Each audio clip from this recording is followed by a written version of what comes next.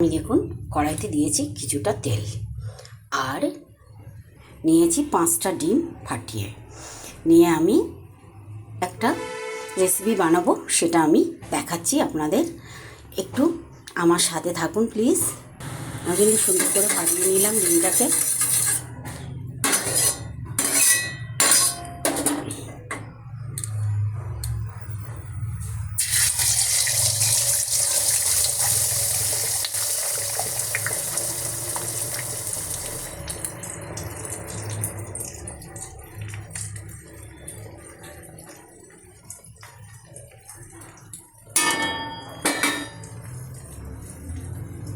দেখুন কত সুন্দর করে ফুলে উঠছে। একদম মিনিট 10 রাখতে হবে আপনার এভাবে ডিমটাকে চাপা দিয়ে। এই দেখুন আমি সুন্দর করে নিয়েছি। এবার এই কড়াইয়ের মধ্যেই আমি একে পিস পিস করে নেব।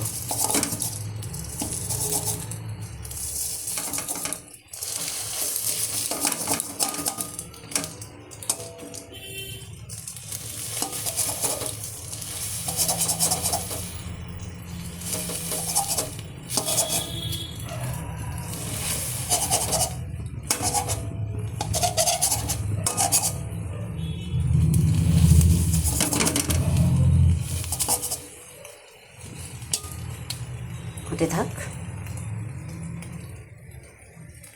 দেখুন আমি সুন্দর করে পিস পিস করে কেটে নিয়েছি। আমি ফোড়নে দিয়েছি গোটা গরম মশলা আর জিরে। এগুলোকে লাল হয়ে গেছে। আমি দিয়ে দিচ্ছি পেঁয়াজ। আমি কিন্তু একটু বেশি পরিমাণে পেঁয়াজ দিলাম, আপনারা যেমন খাবেন তেমন দেবেন।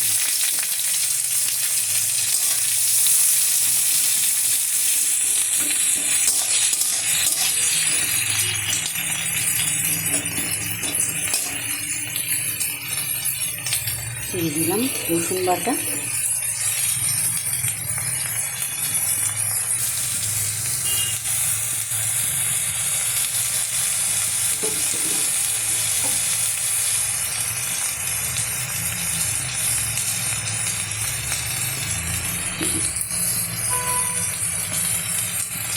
লঙ্কাগুলো দিয়ে দিলাম।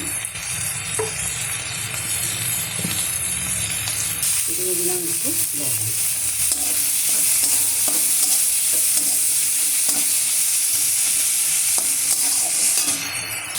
দিয়ে দিলাম একটু জিরে। দেখুন আমি মশলাটাকে কেমন করে কষিয়ে নিয়েছি, খুব সুন্দর করে কষিয়ে নিয়েছি। এমনি মশলাটা যদি মনে করেন একটু বেটে নেবেন আর পেঁয়াজটা, তাও পারেন। হাফ বাটা করে নিলে আরও তাড়াতাড়ি হয়ে যাবে। আমার যেরকম একটু দেরি হচ্ছে, এবারে আমি দিয়ে দিচ্ছি জল। দেখুন আমার ডিমের অমলেট করে ডিমের ঝাল, অমলেটের ঝাল হয়ে গেছে। দেখুন কেমন লাগছে, একদম ঝোলে ফুলে ফুলে উঠেছে, সুন্দর।